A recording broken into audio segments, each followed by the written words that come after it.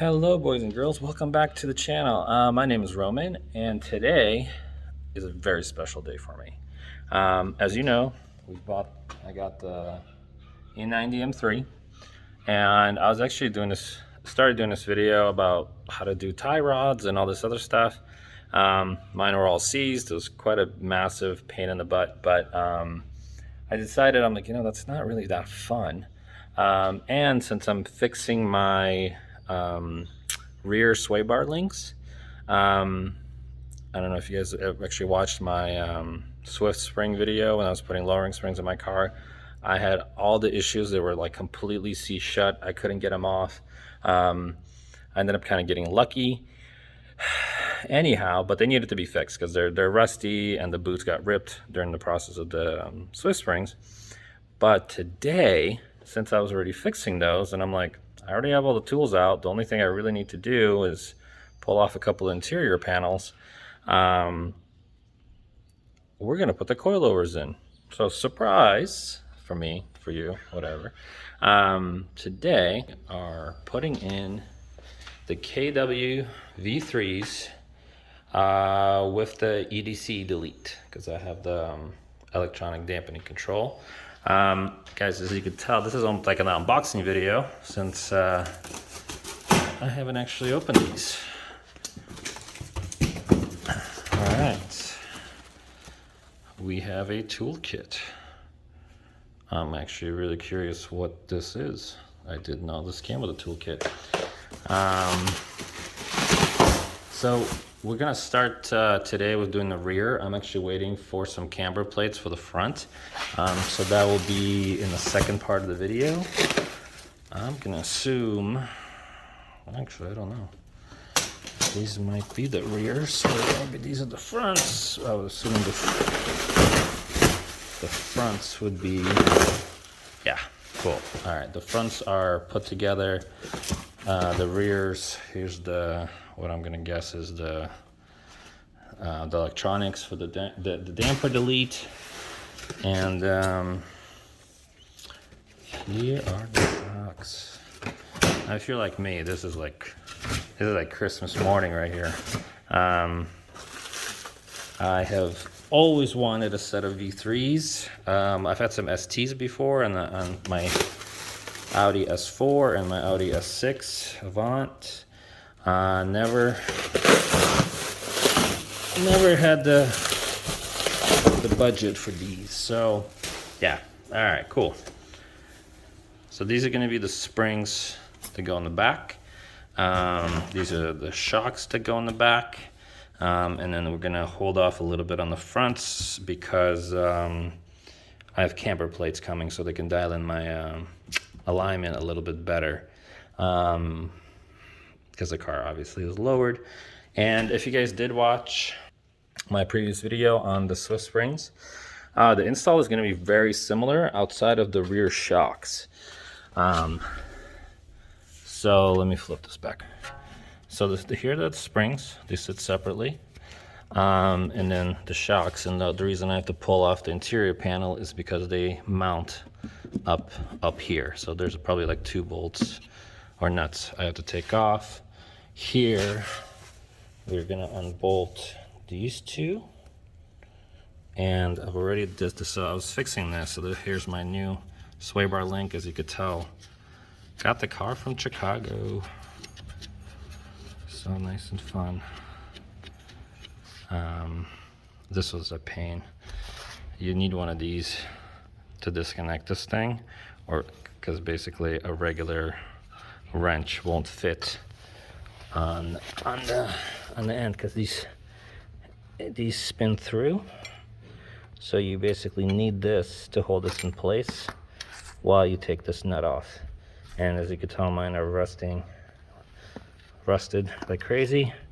This boot popped off. Last time I didn't actually realize that this whole thing with enough pressure could pop off the bolt, and you can actually put it back on. So that's what I did. There's a temporary solution. And but the other caveat, when you take the bolt that goes through here, when you back this out, it it backs out into the axle. So you actually have to cut this bolt, the outside right here, to get it off. So I actually cut it, got it out. There's barely any room, but I got it out, and I put it back in with some thread locker, so I'm not too concerned about it coming out. Honestly, worst case scenario, even if it comes out, it's just a sway bar link. I don't see anything catastrophic happening from there. So, all right, enough talking. I'm gonna loosen some bolts, drop this in, and then I'll show you what it looks like. But realistically, again, all you need, disconnect your sway bar link, and those 2 bolts I showed you down here, these 2, okay? And then you're gonna have to pull like this. So on this side, pull this panel out in order to get access to the top mount.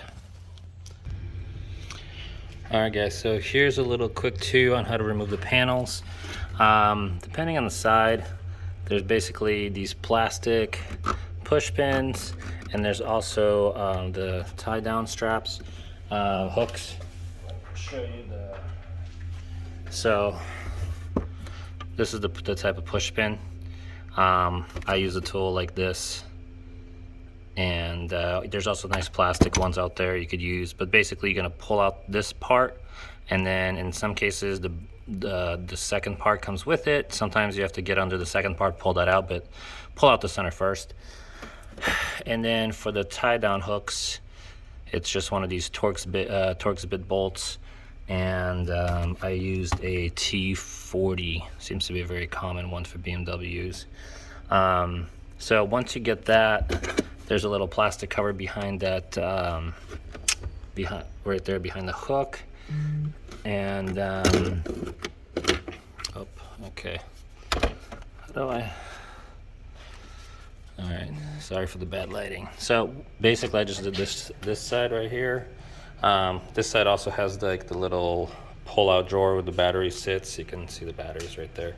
So take that out. Take out all the push pins, and then your shock top is, see this rubber? This is sorry guys, super bad lighting. You should be used to that on my channel.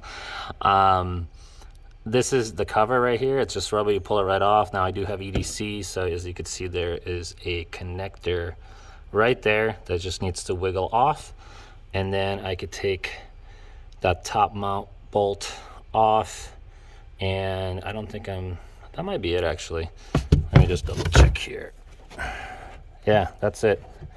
There's no top mounts up here, no other bolts, so it's just the big top nut for the top of the shock. Sorry, horrible lighting, I know. Right there. So that's it. Stay tuned for more. All right, guys, I wanted to give you a little update, maybe a couple of hints. So first of all, this is how the springs go. So there's, I guess you can call it purple. There's a purple flat disc on the bottom, the helper spring, a connecting spring that kind of has like a lip that goes up and down, the main spring, and then the adjuster. Obviously you can see the thread here, and then the knob goes into the hole in here. Also, if you have the V3s, there's a rebound adjustment right here. You could see it on both sides, but this side does show you the minus and the plus, where the other side is blank. Also, when you take the factory shock out, there's the nut and like a metal washer with like a little bit of not foam, but whatever this stuff is that we use. So just make sure when you take it off, put it back on. Also, there's this metal part right here that you're supposed to put back as well. So just obviously keep track of everything. One key note, when you're putting everything back, you're gonna need some sort of a jack. And this is roughly how high it has to be to line up the hub, basically the hub that kind of holds everything together, and this control arm. Basically just keep going up, and then you'll eventually find a spot where they perfectly line up. Then do the shock bolt after. Okay. Basically, all I got to do is tighten this, put this one in, and connect the sway bar link, and then just tighten the final the shock bolt on top, I guess. So yeah, that's pretty much, honestly, it is pretty simple. I wouldn't, if you're a first timer, I would definitely say, as long as you have the right tools, you can easily do this. You do need some slightly bigger like sockets, like 18s, 19s, and then you know what, I could tell you. So this is the factory nut for the shock, and you need a pass through. So let's see. Yeah, there we go. It's a 22. Yeah, so you need a 22 pass through type of socket. So as you can see, there's a, so this goes like this. Sorry for the focus. Okay, when you're taking this off, once you start spinning it, the whole body of the shock, see how it spins pretty easy? Well, so this rod will spin with it. So what you need to do is you need a pass-through socket or a wrench. So you need a 22 mil wrench, which I don't have, or a pass-through socket. Again, that's 22 mil. And then this, I believe, was a 12. So like a, so basically here's what I used. Now this is, or 7/8 actually works too. So I didn't have a 22, I had a 7/8. So it's a 7/8 and it's a pass through. So like this, and then this goes, so basically like this. So that will hold it in place, and you'll use this one to take everything off. One quick update, one thing I forgot, I missed this on the directions myself. This part right here that normally holds a spring in, that has to come out, because I put everything back in and then realized that this is what happens. You don't have enough space to actually adjust you know, the height portion of your springs. So just an FYI, look at the directions, unlike me. And but yeah, you just have to take it off. It just pulls right out. I had no problems pulling it down. It's not attached to anything. So all right, that's it. Just hold tight for the next part. All right, boys and girls, so this is what it should finally look like. Now nice and easy to adjust. Again, the threaded body, the collar, the big spring, the two-lipped connector, purple helper spring on the bottom, and then there's another purple one at the very bottom. There's none of the rubber components from the factory suspension stay, so take that one out, take the one that's inside that cup I mentioned earlier, take that out and the cup, and then hook everything back up. I believe you have to tighten everything under load, so I usually just put a jack stand underneath in a good spot, lower the car carefully and slowly, and then tighten up those lower control arms. And then really the only part that's left is the EDC delete. So it does come, so it comes with new caps. Basically they're just, sorry, it's getting weirdly, whatchamacallit. They don't have a wire going through like the factory ones do. And it looks like you have to cut the factory ones apart to get the cord out. It doesn't, or have, at least make the hole bigger. And there's two, so basically there's two mounting setups. The back ones, so here's the back ones, I believe. They just get double taped up to the top of the rear shelf, well, I guess underneath the rear shelf. And then here's your connector. And then that just goes to the actually this one doesn't even, You know what? I'm gonna have to check something out. So they give you some zip ties, and then the front ones, those attach to, these must be the front ones. They give you an extra bracket for these. Yeah, so these must be the front ones. These attach to a special bracket they give you that goes on top of your crossbars in the engine bay. So cool, interesting. I didn't realize I didn't actually open these up until right now. So, wait.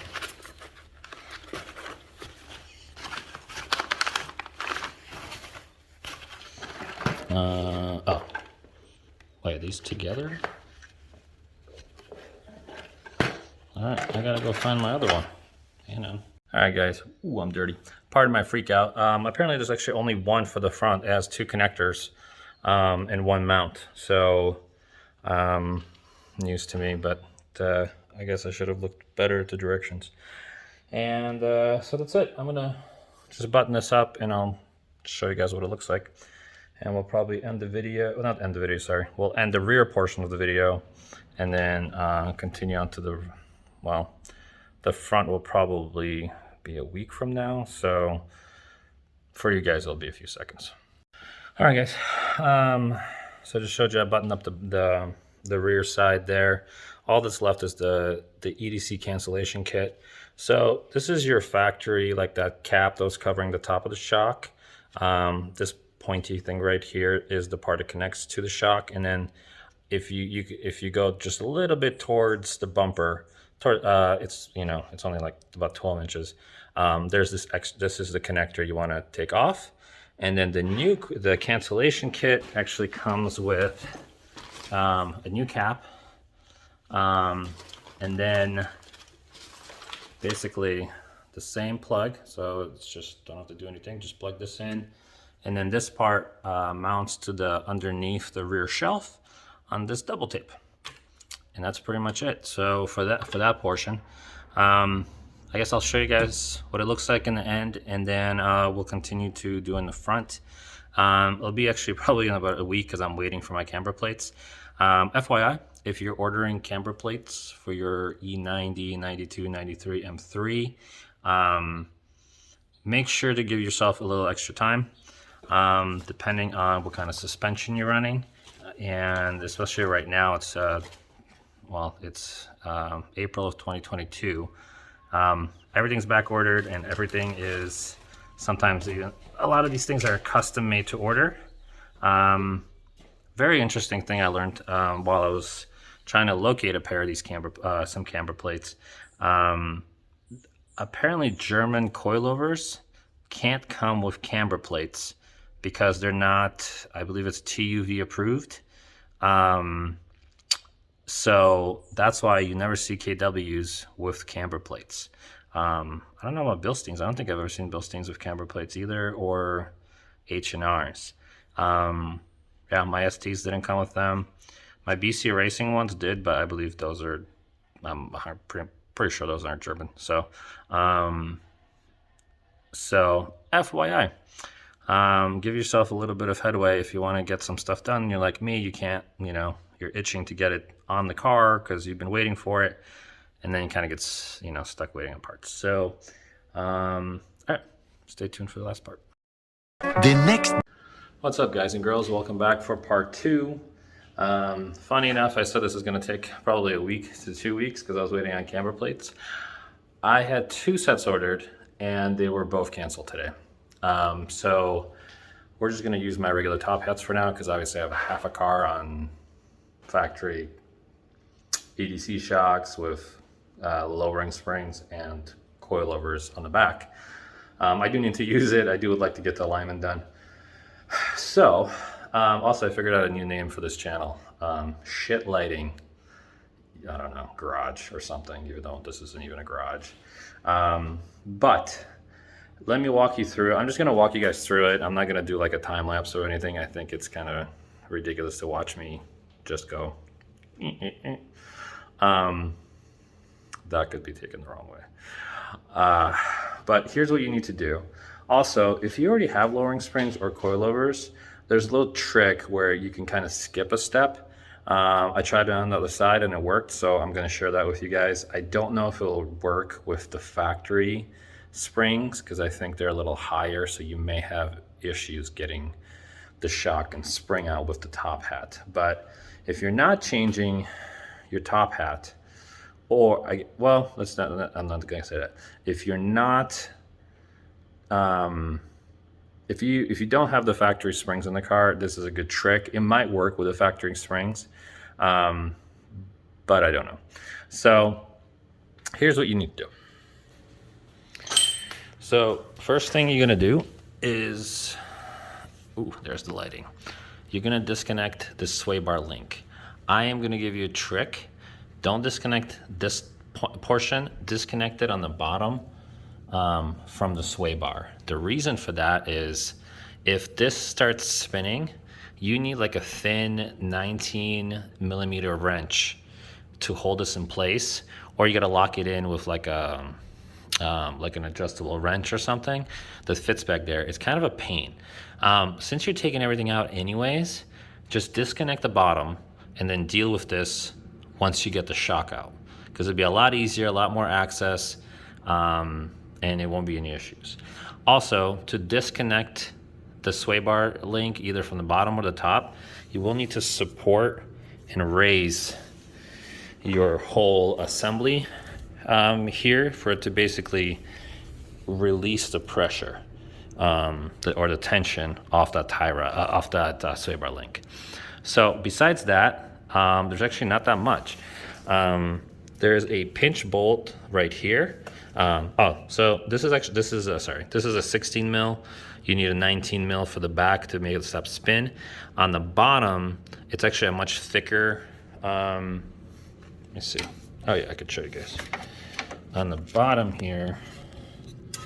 Oh, that's cool. My brakes are reflecting green light.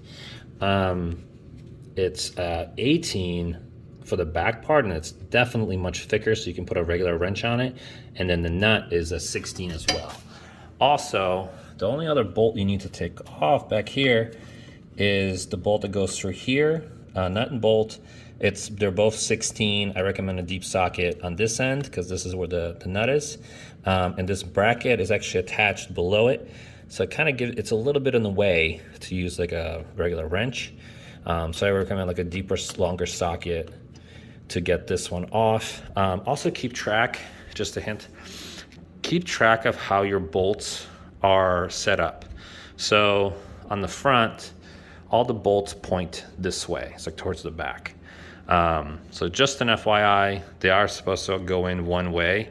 I don't know what difference it makes, but my dad's a mechanic and he's always told me that make sure you put them in back the same right way.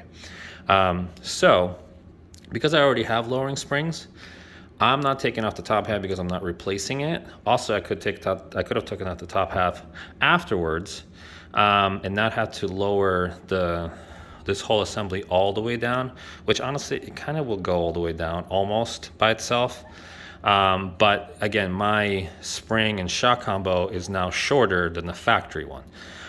So I can do this, and I know I can because I did it on that side. So what you're gonna, basically, once you take all these things off, you're gonna remove this top knot. You need a pass-through socket, and then you need a 10 mil to hold the shock itself, whatever you call this, the shock strut, I don't know. This portion in place while you take the nut off, or you could actually do the opposite. You could spin this and hold that in place. And just in case you're not familiar, or you could use like an open face wrench. Like this is a pass-through socket. Now, I don't have for some reason, there's a couple of metric ones I don't have. So for the factory one, so I apologize, let's see if we can there we go. 13/16 is a perfect fit. And for the KW one, you need a 7/16. I know there's equivalent metric sizes, but I just don't have them for some reason with this set. So, but basically, once you're in this state, all I'm gonna do right now is lower this jack all the way down and then actually pretty much remove it and then push everything down, which what that will do, all of this will come out, and you do need to save this giant washer thing. You have to put that on the new one. And there's also a washer right here, which will stay here as long as you're not taking off the top hat. But if you do, just make sure you save it. I don't believe there's any other parts you will need, but just make sure that stays there and you don't lose it. So that is it. This is also the EDC delete module for the front. It mounts directly to your strut bar on the passenger side. And it basically, the box itself mounts from behind. It's a 10 mil bolt here. It's technically an Allen, but you don't need it. They will lock themselves in. Shorter, there's a shorter lead. Will connect to the sensor here. And then I just temporarily kind of like tucked my wire around the engine, and then right there where the other strut is, right in front of it is where the clip is, same as this one. So this is temporary. I'll figure out a better solution. But I'm in the middle of installing these, and I want to get this done because I want to go home. Not go home, I want to go inside. It's starting to get chilly. And that is it. That is the whole process. You basically need some basic tools. If you have factory suspension and you have to take off the top hat with and put everything down, and you can't clear the fender, what you have to do is loosen the bolt that holds this one right here, I believe, that holds that control arm. You don't have to take it off, just loosen it. That'll take off the tension. The only thing is when you're putting everything back, you have to tighten that when the car is under its own weight, which basically means you have to put something under here, lower the car, then get under there and do it. It is not easy to do. It's not very safe, honestly, to do. I would probably just, maybe like when you go, just take it to an alignment shop, I would just have them tighten it when it's on an alignment rack. Or again, if you have other facilities or something else, of course you can put a jack under here, pump it up all the way, maybe so you have some more clearance, but it's just very difficult to kind of get under there and have enough clearance to really get good leverage to tighten that bolt tight. And then one more tip I'm going to give you guys. On the driver's side, on the rear, I forgot to mention that there is a level sensor that needs to be disconnected. I was trying to rush yesterday and it was completely out of my sight, and I pushed the control arm down to get the spring out, and guess what? I snapped it. So now I have to replace that piece as well. So that's it, guys. This has been a long video. I hope you enjoy it. I don't know. It's not a whole lot of work, but I've definitely had my share of issues because, again, this car came from Chicago. So some things I already knew were like seized and rusted shut.